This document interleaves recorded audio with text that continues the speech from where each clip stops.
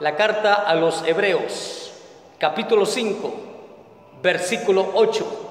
Dice la palabra de Dios de la siguiente manera: y aunque era hijo, por lo que padeció, aprendió la obediencia.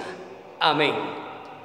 El versículo que hoy he leído nos habla en su contexto de la persona de nuestro Señor y Salvador Jesucristo. Y la Biblia es clara, enfática en este versículo, que Jesús era el Hijo de Dios y Él era obediente. En la Biblia encontramos cuando el Señor Jesús se les perdió a María y a José, dice la Biblia, y luego lo encontraron a los 3 días y lo encontraron enseñando la palabra de Dios en la sinagoga.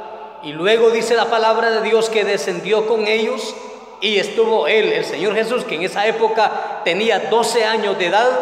Dice la palabra que estuvo sujeto a ellos, o sea, a sus padres, a José y a María.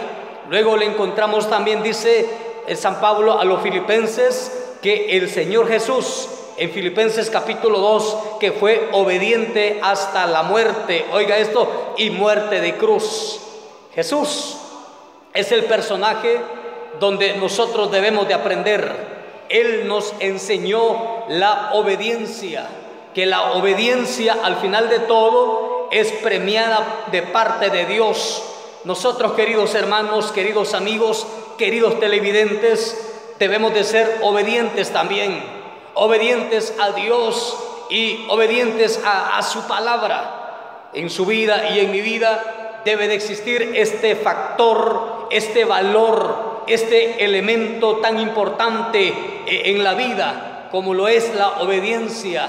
Obedecerle a Dios, obedecer su palabra. Quizá usted es hijo, hija, que usted me escucha, pues yo le invito a usted, le animo que sea obediente, obedezca a sus padres. Quizá usted es un niño, un joven, un adolescente. Yo le invito hoy, a través de esta reflexión, el Señor Jesús es el ejemplo. Él vino para predicarnos y vino para dar su vida en la cruz del Calvario y de esa manera provocar lo que era el rescate de nuestros pecados, de nuestras maldades. Pero también el Señor Jesús nos dio el ejemplo. Nosotros, tú y yo, debemos de ser obedientes a las autoridades terrenales y a las autoridades espirituales también. Que Dios te bendiga.